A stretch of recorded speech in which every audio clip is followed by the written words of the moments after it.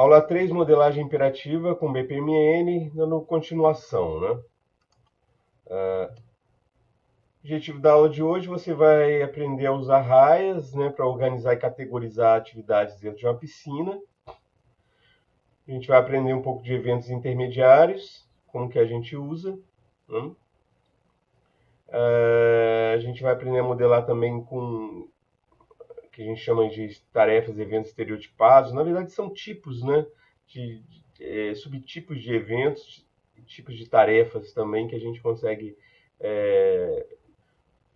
representar no modelo e assim dar mais significado àquela representação. A gente vai ver como é que a gente usa comentários no modelo também.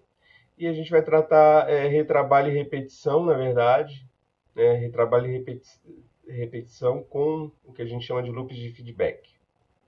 Vamos lá. Para a gente fazer a aula de hoje, a gente tem um exemplo que a gente vai reportar ele, que vai ser utilizado, né? Esse exemplo tá aí, né? Dá uma lida e a gente segue em frente. O exemplo é da fábrica de bicicletas. Esse exemplo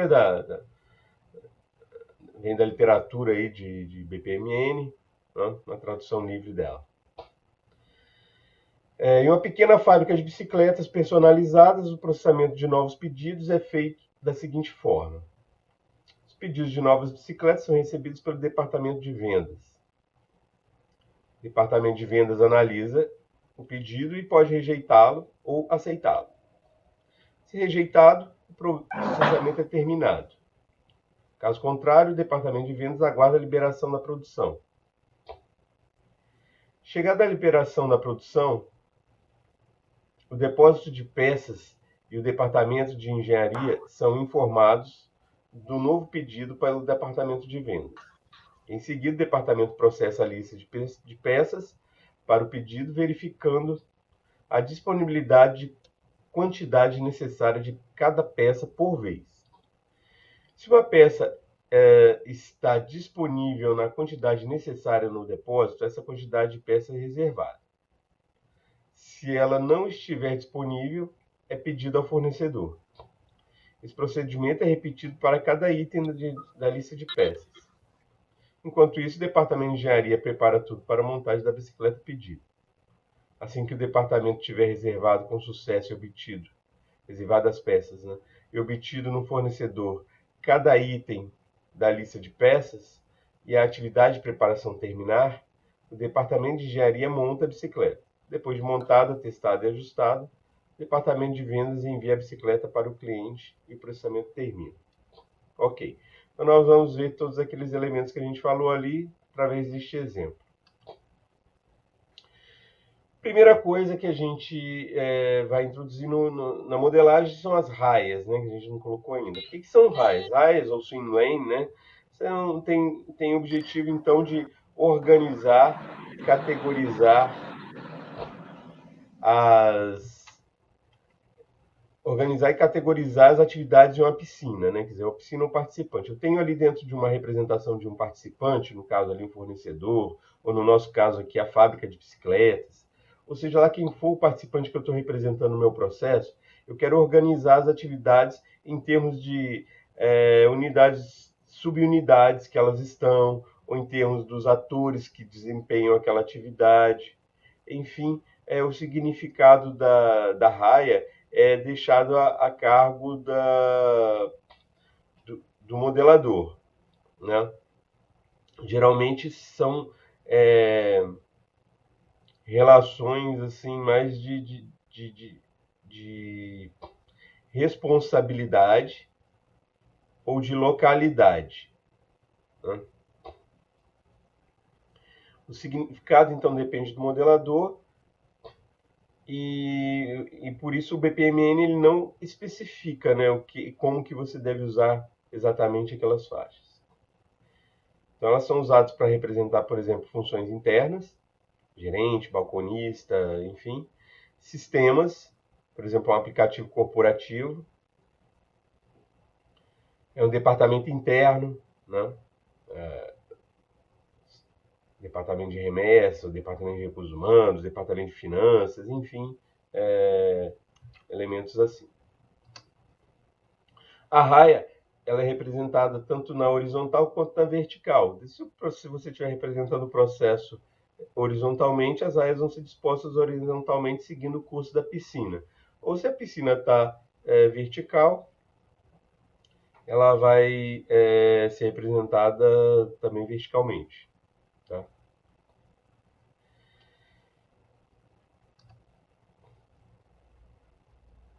Importante dizer aqui, voltando aqui no desenho, que as raias elas não fazem uma separação do fluxo de execução do processo. Quer dizer, o fluxo é único dentro de um processo, dentro de uma piscina. Né? O fluxo vai ser único. Agora, o que vai significar, então, a raia? Vai significar, por exemplo, se eu tenho uma atividade aqui na raia 2, né, disposta exatamente aqui dentro da raia 2, significa que essa atividade, essa ação, está relacionada a essa raia 2. Ela pode ser uma relação de execução, por exemplo, pode dizer que se a raia 2 é um ator, então quem executa essa atividade que está na raia 2 é o ator que está descrito ali no termo raia 2. Feito. Ou se a raia 2 é um departamento, eu quero dizer, por exemplo, que a atividade que está aqui dentro da raia 2 ela é executada naquele departamento, ou seja, dentro do espaço físico daquele departamento. Né? Se a raia 2 é uma máquina, eu estou querendo dizer que essa atividade ela é executada através do uso daquela máquina. Ok?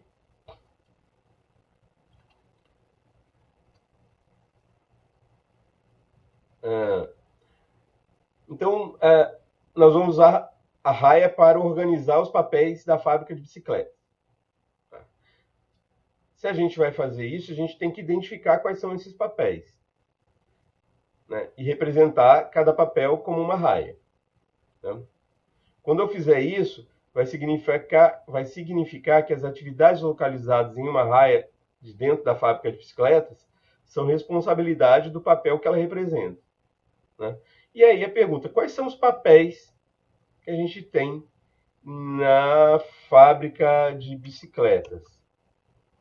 Né? Quais são eles? Vou voltar aqui o exemplo, agora com algumas marcas, né, aí, de alguns elementos que estão descritos nele. Né? Aí eu volto a pergunta para vocês. Vocês conseguem identificar alguns elementos aí que... Tá fácil, né?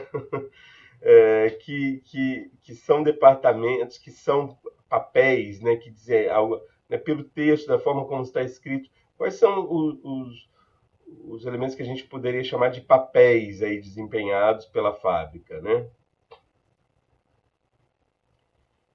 Você pode escrever aqui no chat.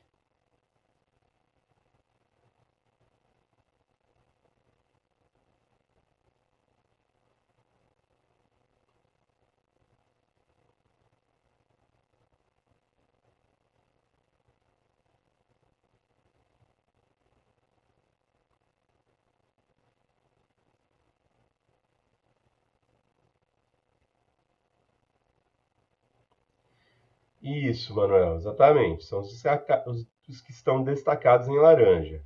Exatamente. Né?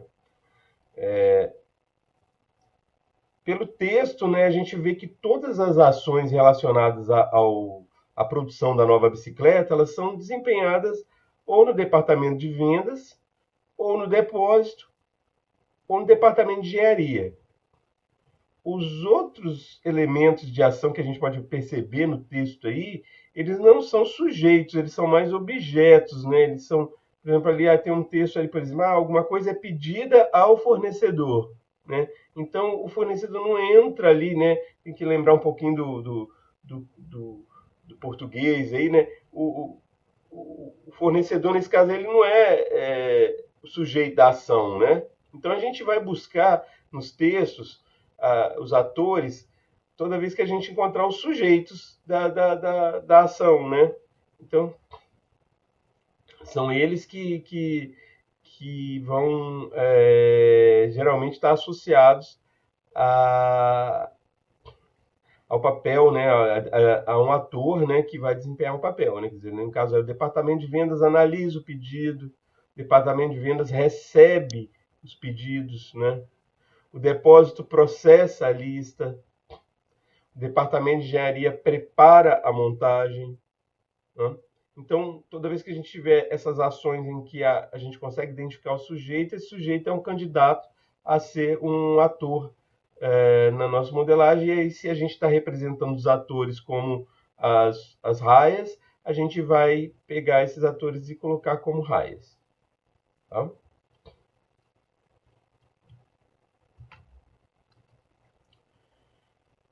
Então, exatamente está aí, né? Departamento de vendas, depósito, departamento de engenharia. Tá?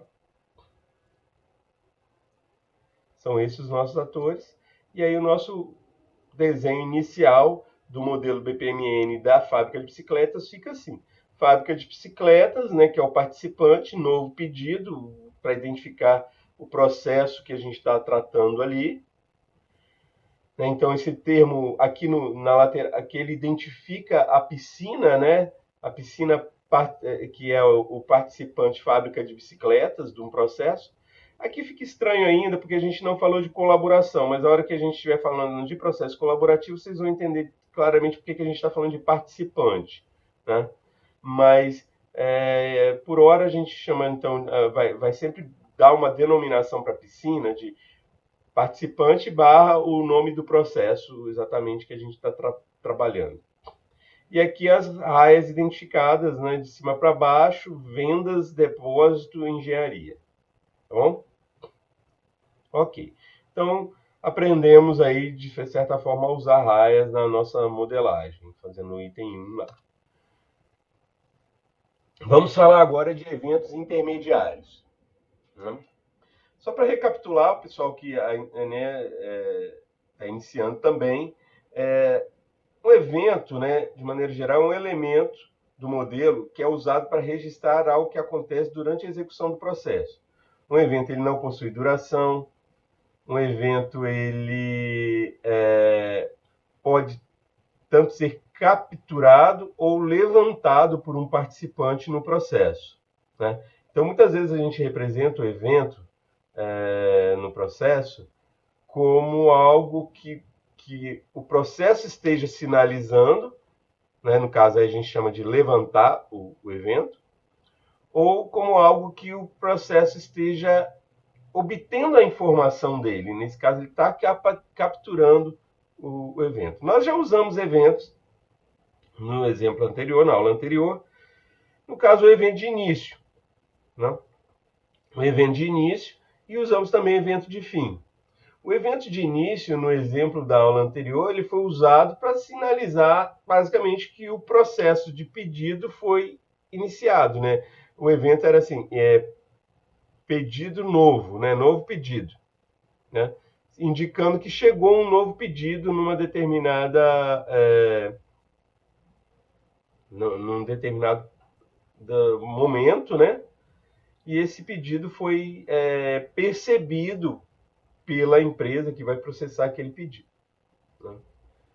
Aí você pode me perguntar: professor, mas quem foi que gerou esse evento? Bom, se o evento foi capturado pelo processo, é porque ele foi gerado por alguma atividade externa ao processo, né? E aí esse evento pode ter sido percebido através de um monitoramento de uma variável, através de um monitoramento de uma caixa de mensagens, através de monitoramento de um equipamento, de um sensor, por exemplo, de algo que não está no contexto de coisa que ele foi percebido. Isso no caso do evento de início, né? Porque, veja, se é evento de início, então não foi o próprio processo que gerou aquele evento, né? Que lançou aquele evento, ele foi gerado externamente a ele. Então, é assim que a gente tem essa percepção. Em geral, por exemplo, eu tenho vamos dizer que eu tenho uma loja e aí de vendas, e aí eu tenho lá o processo modelando assim: novo pedido. esse novo pedido pode ter sido percebido pelo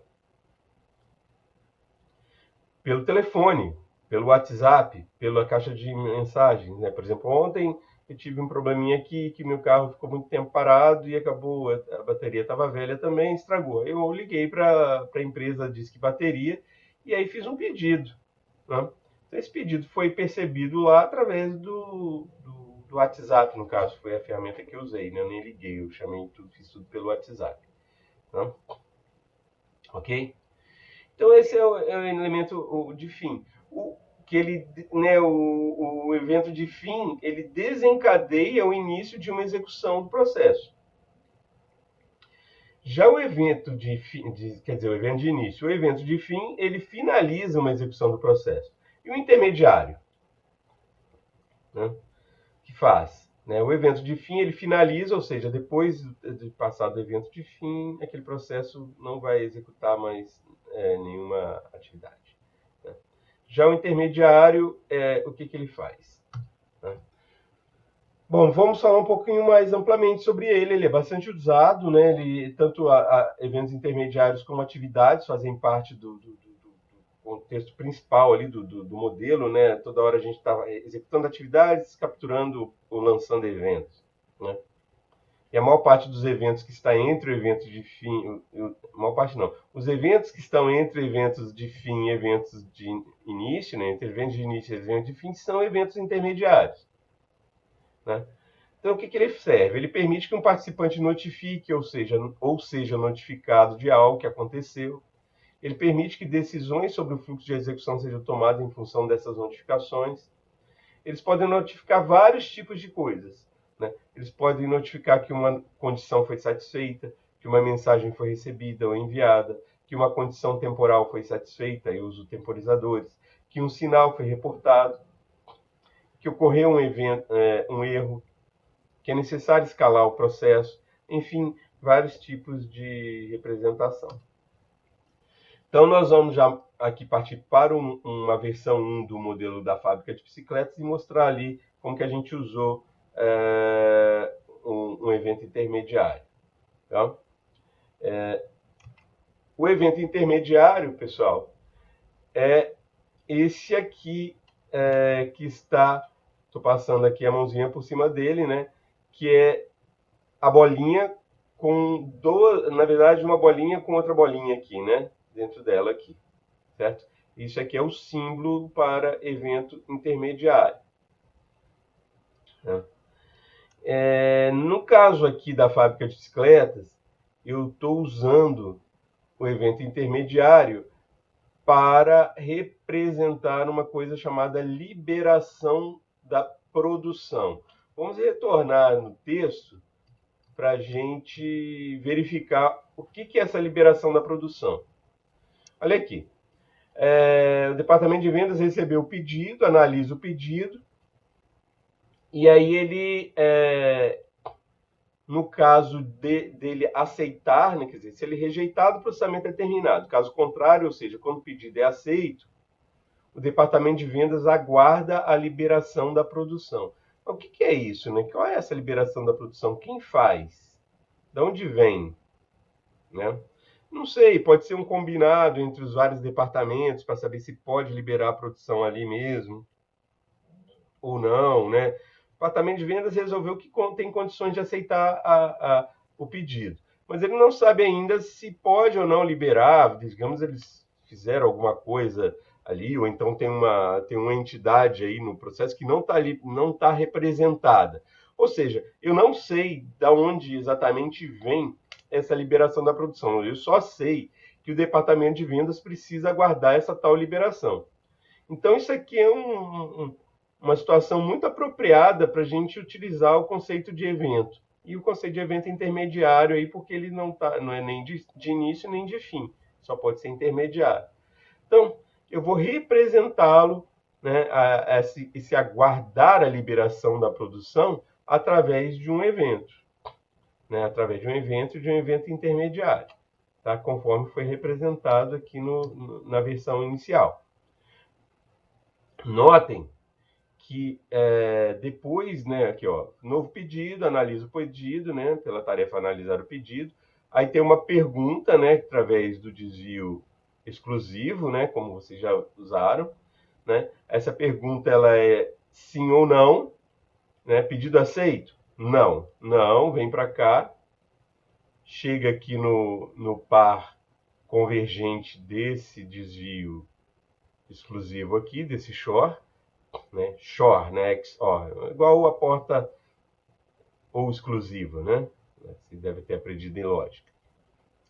Então, o XOR aqui, ele vem e termina, né? Chegou o não por aqui, terminou. Agora o sim. Pedido aceito, sim. Liberação da produção está aqui representado como um evento. Qual é a semântica disso aqui no modelo, pessoal? Semântica é muito simples. Chegou aqui o fluxo de sequência neste evento, ele espera, né? Não está claramente definido aqui, mas a gente está assumindo que o processo ele fica parado esperando a liberação da produção, certo?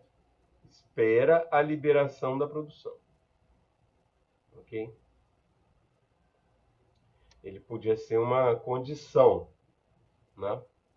Pode ser uma condição, pode ser uma mensagem, pode ser qualquer coisa. Por enquanto eu não decorei aqui esse evento, mas o mais importante para vocês é que, em termos de sincronismo do processo, ele vai ficar interrompido aqui. Esse evento vai interromper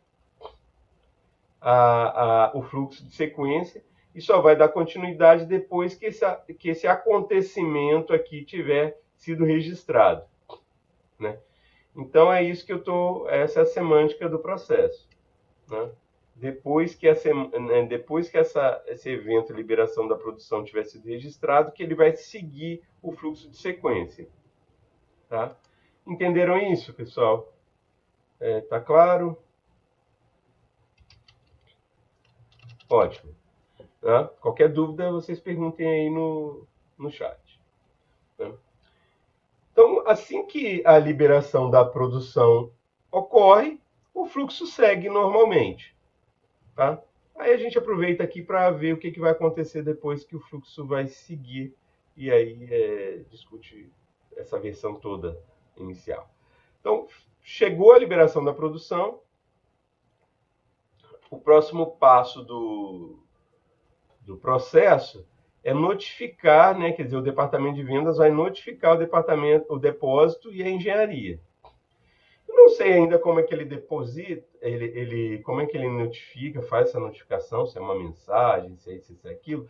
Mas como aqui a gente não está representando colaborações, a gente vai indicar basicamente a tarefa que deve ser feita. Então a gente esse modelo aqui ele está querendo ilustrar o que cada ator tem que fazer, né? Então fica aqui a responsabilidade da vendas notificar depósito e engenharia. Feito isso, no texto vocês podem acompanhar, o depósito ele tem que processar a lista de peças. Né? Então vamos voltar que isso aqui também é interessante.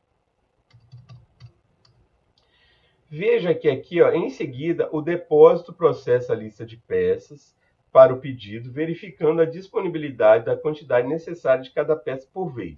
Se a peça está disponível na quantidade necessária no depósito, essa quantidade de peça é reservada. Se ela não estiver disponível, é pedida ao fornecedor. Você vê que aqui, no texto, essa questão de processar a lista de peças, ela é um tanto complicadinha, né? Ela é grande, ela tem várias ações que o depósito tem que realizar, etc. Mas na modelagem, muitas vezes, a gente está querendo ter uma visão mais alto nível do modelo, uma visão mais alto nível numa primeira versão, né, do modelo. E aí, se a gente perceber, esse detalhamento todo, a gente poderia chamar ele todo de processar as peças, né? Daqui desse início aqui até aqui no final aqui, quando ele fala em pedido ao fornecedor, todo esse texto que eu estou marcando agora, ele poderia ser abstraído numa atividade de processamento de peças para o depósito. Só para ficar mais simples o modelo no início, para a gente ver o fluxo que gera valor ali de maneira mais adequada, assim, de maneira mais abstrata, para a gente ver os passos iniciais e depois a gente lida com detalhamento, tá? Essa pode ser uma estratégia na hora de vocês modelarem. Quando vocês verem alguma coisa muito minuciosamente detalhada, vocês podem deixar essa parte toda com o nome abstrato. Inclusive, depois a gente vai ver o conceito de subprocesso, que seria bem o caso aqui, né? Então, vamos usar esse mesmo exemplo para falar de subprocesso.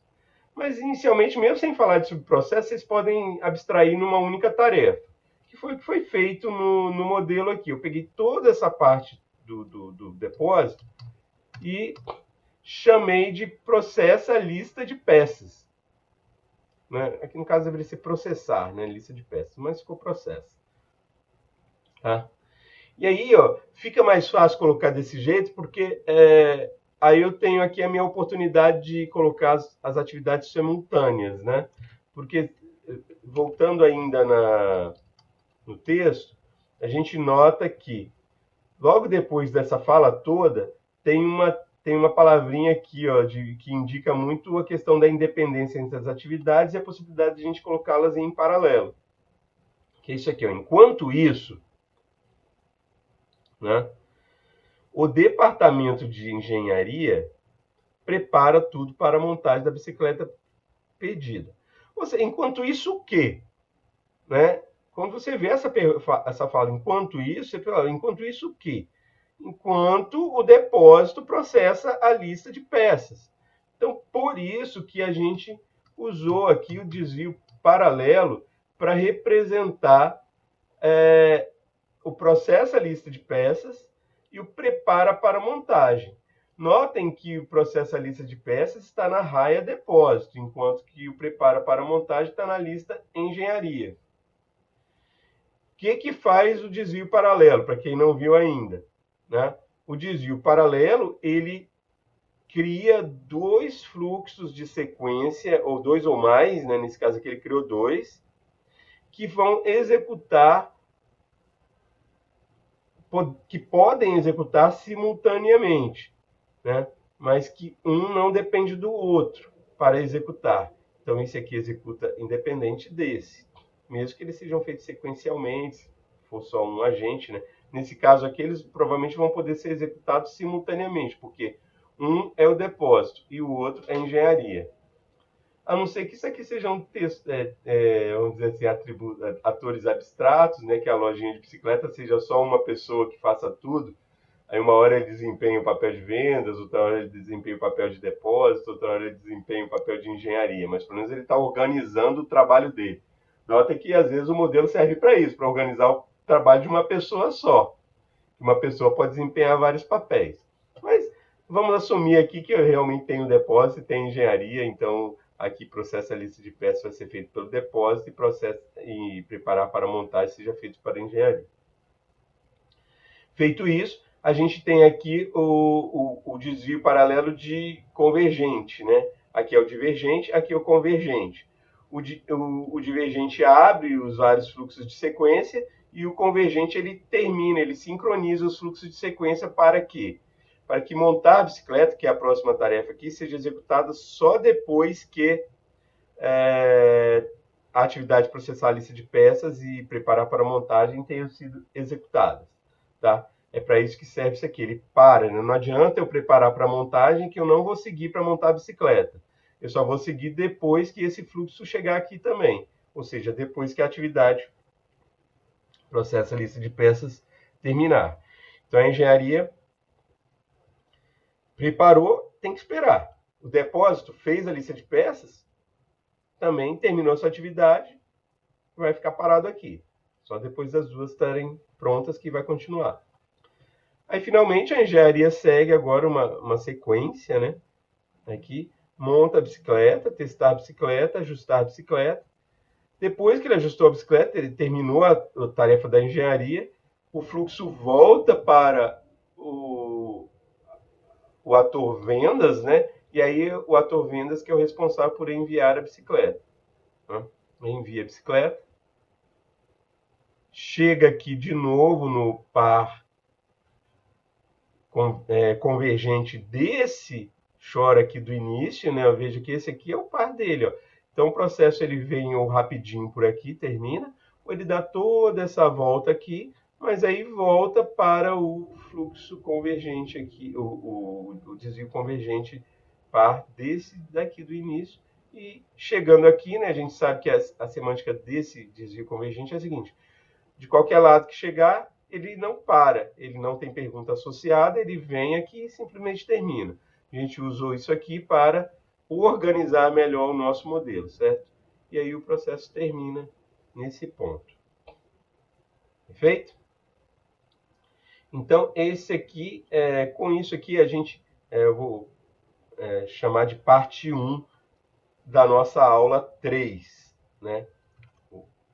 Parte 1 da nossa aula 3. Tá? Então, vou encerrar a parte 1 nesse ponto e a gente já começa a